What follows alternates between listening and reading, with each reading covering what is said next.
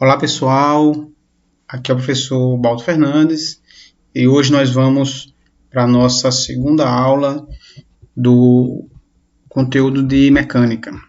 E hoje na nossa segunda aula veremos a sequência de dinâmica parte 2. Vamos estudar hoje as leis de Newton. Bem, os tópicos estudados na aula de hoje serão: primeira lei de Newton, ou princípio da inércia; segunda lei, o princípio fundamental da dinâmica; terceira lei, ou o princípio da ação e reação. Ok?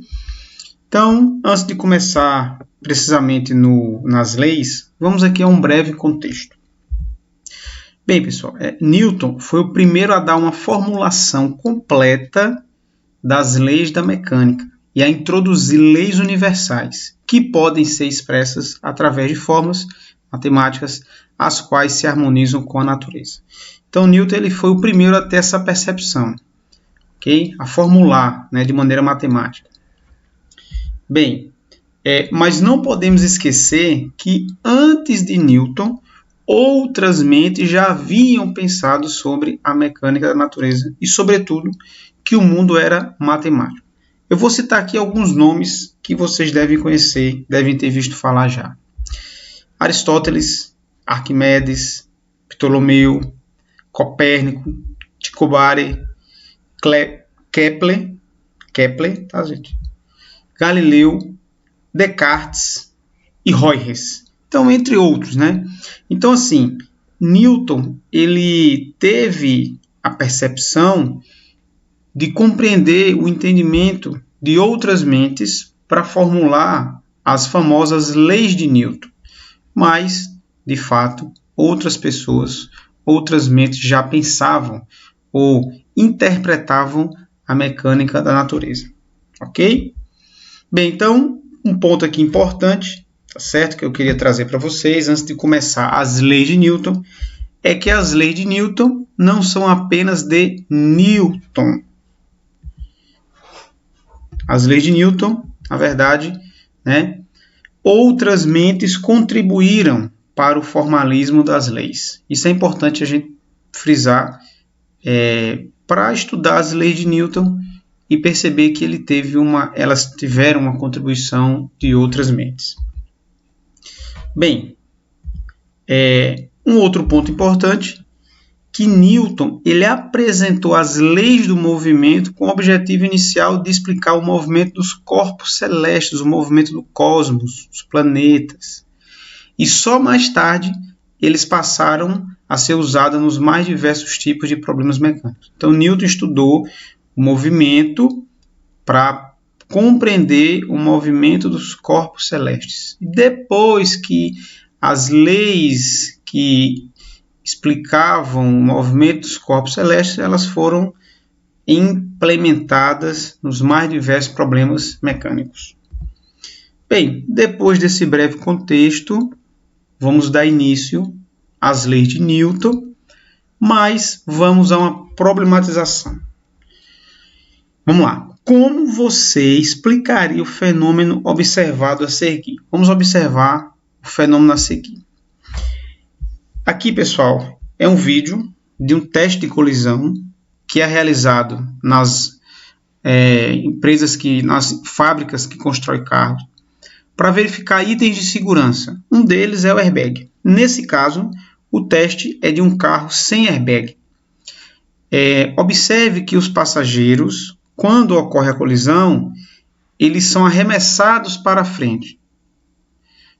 Tanto os passageiros que estão na frente, como que está atrás.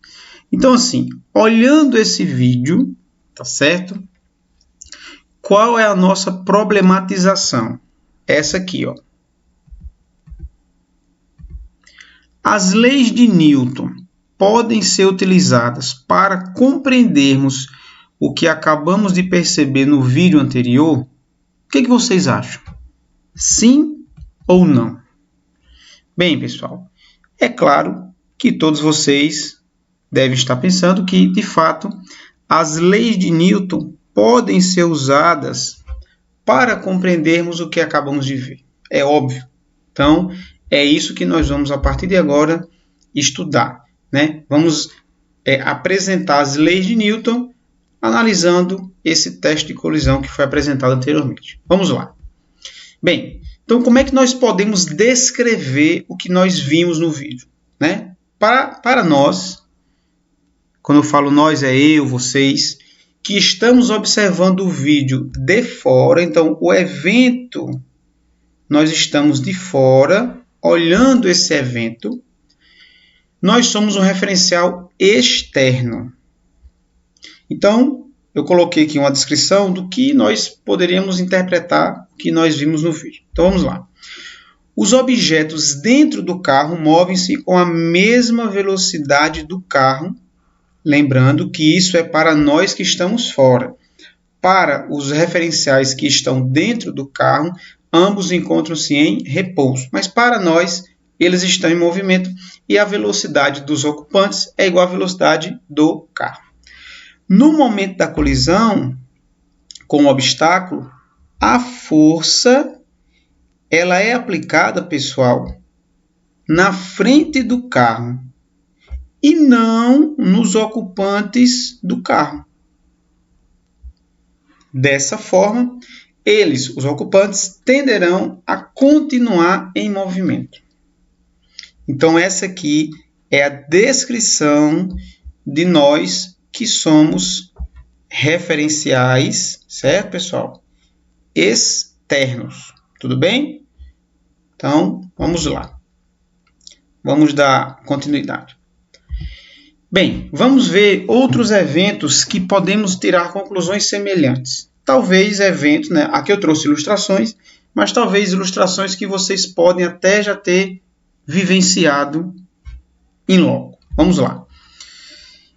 Aqui eu tenho a imagem, né, de um cavalo, ele freia bruscamente e o cavaleiro é arremessado para frente. Então veja, quando o cavalo para, o cavaleiro tende a continuar o seu estado de movimento. Então veja aqui, ó, que a força ela foi aplicada no cavalo e não no cavaleiro. Por isso que, como ele está em movimento para nós, ele tende a continuar em movimento. Mais um evento. Aqui na figura nós temos aqui um carrinho, uma criança no carrinho, uma corda presa a um cachorro. No momento que o cachorro dá um arranque, o menino estava parado em relação ao chão, tende a ficar parado, por quê? Porque aqui, ó, vejam que a força ela foi aplicada no carrinho e não no menino. Essa situação poderia ser análoga a você dentro de um ônibus, em repouso em relação ao chão, tanto você como o ônibus, o solo que eu digo, o asfalto, e do nada o ônibus arranca. Você tende a ficar parado. O que vai acontecer? O ônibus vai para frente e você, como tende a ficar parado, a impressão é que você é jogado para trás. Mas não é que você é jogado para trás, é você que tende a ficar parado. Lembrando sempre que estamos observando de fora, tá? Então aqui, ó, quando o cão entra em movimento, o menino em repouso em relação ao solo tende a permanecer em repouso, pois a força foi aplicada no carrinho e não no menino. Confere? Note que, em relação ao carrinho, o menino é atirado para trás. Então, essas duas situações, né, ilustrativas podem até ter acontecido com vocês. E vocês, em nenhum momento, devem ter pensado nas leis de Newton. Mas nós podemos utilizar as leis de Newton para explicar esses eventos. Ok?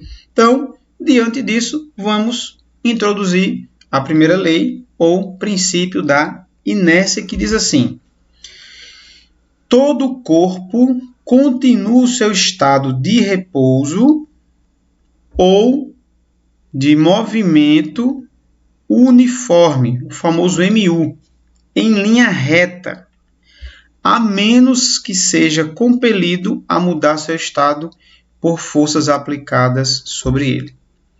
Pessoal, essa definição aqui é tal qual Newton propôs na sua obra Principia, ok? Em outras palavras, todo corpo tende a continuar em seu estado de repouso ou movimento uniforme, a não ser que uma força resultante, diferente de zero, atue sobre ele. Simples. Essa definição se aplica ao exemplo do vídeo, da simulação do teste de colisão, e as duas ilustrações que vimos agora há pouco. Bem, vamos voltar agora a analisar o vídeo inicial, mas agora em dois momentos. Vamos lá. Antes da colisão e no instante da colisão. Antes da colisão, no instante da colisão, a força foi aplicada no carro. Ok? Então, esse momento aqui dessa interação, tá certo? Nós podemos apresentar a segunda lei de Newton, ou princípio fundamental da dinâmica. Acompanhe comigo. Vamos lá. A mudança do movimento é proporcional à força motriz impressa e ocorre na direção da linha reta em que essa força é impressa. Também a definição da segunda lei, tal qual Newton escreveu na sua obra. Vamos aprofundar um pouco o nosso entendimento, né? Eu trouxe aqui a definição nessa caixinha. Vamos lá. Nessa enunciação aqui, nesse enunciado, está implícita a suposição da existência de uma definição quantitativa de força. Certo? Pois bem, ao falar da mudança de movimento, ele se refere a uma mudança temporal. Ou seja, acontece alguma coisa em relação ao tempo. E outro ponto, o caráter de direcionalidade presente na enunciação dessa lei representa um passo importante na conceituação de um vetor. Então, é a partir da segunda lei, né, que nós temos um grande passo na mecânica para a conceituação de um vetor à luz da física. Ok? Então, isso aqui seria as entrelinhas, né, do que está escrito aqui na definição da segunda lei, conforme Newton propôs. Tá bom? Uma ideia quantitativa de força, a mudança de movimento é a mudança temporal, e essa direcionalidade expressa aqui, ó, direção da linha reta, né, já é um indício da conceituação de um vetor. Bem, deu errado aqui a animação, mas a gente vai corrigir aqui, vamos colocar. Então, olha só, gente, usando a notação mais moderna, tá certo? Mais moderna, a força é diretamente proporcional à variação da quantidade de movimento em um determinado intervalo de tempo, tá certo? Vamos para o nosso quadro interativo, tá certo? Vamos lá. Newton, ele vai propor uma grandeza chamada quantidade de movimento. A quantidade de movimento é dada pelo produto massa vezes velocidade. Vai ser visto isso aqui em aulas posteriores. Pois bem, então se um corpo ele tem massa e velocidade, ele vai ter quantidade de movimento. Beleza. Bem, se a quantidade de movimento sofrer uma variação, a velocidade do corpo vai sofrer uma variação também, já que a massa ela vai permanecer constante, tá certo? Então, diante dessa ideia de quantidade de movimento, vamos voltar ao que Newton propôs, ó. A força resultante é igual à variação da quantidade de movimento em um determinado intervalo de tempo. Ok? Mas, vamos lá, ó,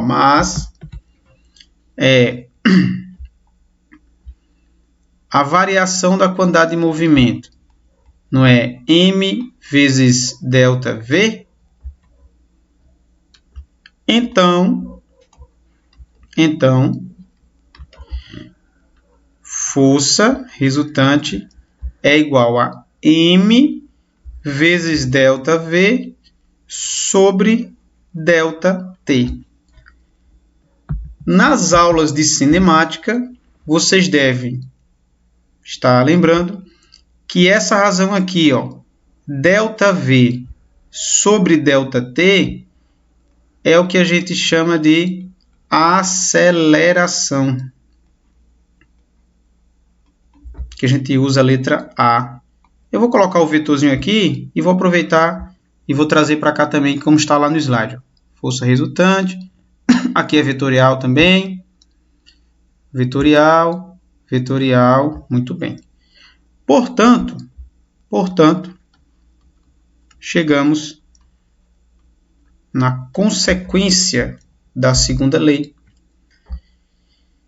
Como está lá no slide, a força resultante é igual a m vezes A. Pronto. Aqui está a consequência da nossa segunda lei de Newton. Tudo bem? Vamos voltar lá. Então, como está aqui, no princípio, não aparece a forma que a gente acabou de apresentar, que é essa aqui, tá certo? No princípio aparece o formalismo mais rebuscado, mas não impede de nós apresentarmos ele aqui e mostrarmos a consequência que é mais comum, que aparecer nos livros, que é força resultante, massa vezes aceleração. Então, vamos ampliar um pouco os nossos horizontes, olhar mais distante. Isso é importante para a concretização do conhecimento adquirido. As leis que estamos citando aqui, primeira, segunda, vamos citar daqui a pouco a terceira, elas estão presentes na obra Principia, Princípios Matemáticos da Filosofia Natural. Essa obra foi um marco na história da ciência. Deixa eu voltar aqui que eu passei demais. Ele estava generalizando a aplicação de sua dinâmica a uma demonstração sistemática da gravitação universal. Então, e ela foi publicada em 1687, finalzinho do século 17. Então, essa obra de Isaac Newton, ela foi um marco na história da ciência, e é nessa obra que vai aparecer as concepções das 3 leis de Newton, que, como nós já vimos, não são apenas de Newton, ele apenas juntou ideias e organizou. Bem, para encerrar as leis de Newton, vamos analisar mais uma das leis, tá? Agora observando um detalhe. Vamos pegar aqui nesse momento. No instante da colisão, a força ela é aplicada no carro. No instante que ocorre a colisão, a força é aplicada somente no carro? Será que a força é aplicada somente no carro? Vamos tentar responder essa pergunta. Vamos lá. Então, no instante da colisão, a força que o obstáculo exerce no carro, aqui eu tenho obstáculo, carro. Só que o carro também aplica uma força no obstáculo. Força que o carro exerce no obstáculo. Carro, obstáculo. Então, respondendo à pergunta anterior, não é apenas o obstáculo que aplica uma força no carro. O carro também aplica uma força no obstáculo. E esse par de forças, denominada ação-reação, vão apresentar algumas características que nós não podemos esquecer jamais. Então, vamos apresentar aqui. Características do par de forças ação e reação. Primeiro, apresentam a mesma direção. Então, o par de forças apresenta, pessoal, a mesma direção. Ou horizontal, ou vertical, enfim. Outra característica, apresentam a mesma intensidade.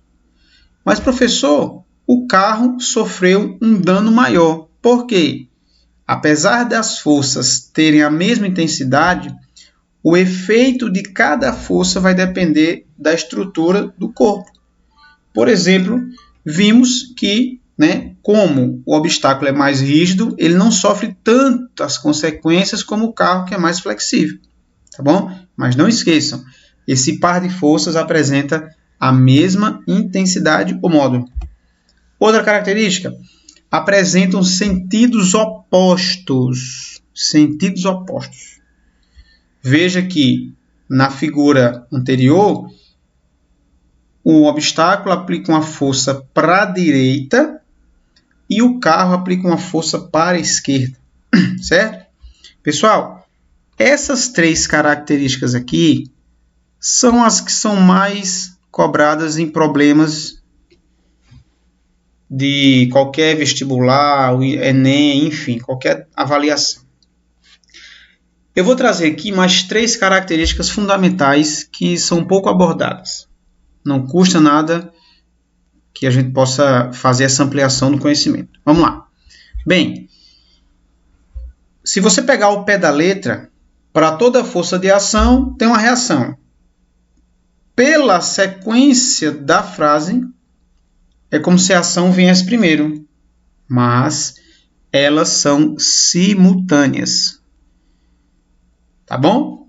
Outra característica. Agem em corpos diferentes. O obstáculo aplicou uma força no carro, o carro aplicou uma força no obstáculo. Então, dois corpos são diferentes. E a terceira, não podem ser equilibradas. Eu queria fazer um destaque aqui, esse termo equilibradas. Quando que nós podemos equilibrar forças? Nós só podemos equilibrar forças quando elas atuam no mesmo corpo. Então, eu só posso equilibrar um par de forças se esse par atuar no mesmo corpo. E no caso da ação e reação, eu tenho corpos diferentes, ok?